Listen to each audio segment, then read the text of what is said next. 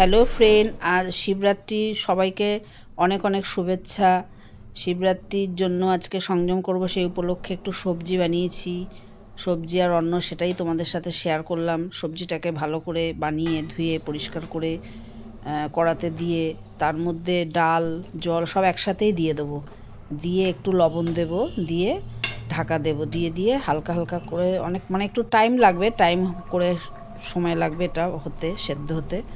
যখন সেদ্ধ হয়ে যাবে, জলটাও একটু কমে যাবে, তখন ওর মধ্যে একটু ঘি, আর আগেই লবণটা দিয়ে দেবো, তারপরে ঘি দেবো আর একটু চিনি দেবো, দিয়ে এটাকে নামিয়ে নেবো। এর মধ্যে বেশি কিছু দেয়া যাবে না।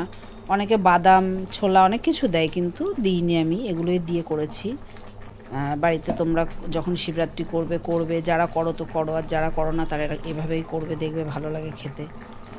একাদশীতেও করা যায়, কিন্তু একাদশীতে ডালটা পড়ে না, আর এতে মটর ডাল, মুগের ডাল দেওয়া হয়েছে।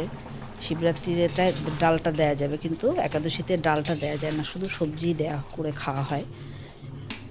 আর তোমরা বাড়িতে সবাই ট্রাই করবে, আশা করি ভালোই লাগবে। দেখবে বাড়িতে করে একবার খেয়ে এইভাবে। ভালো লাগলে লাইক করো, সাবস্ক্রাইব করো আর কমেন্টে জানিও।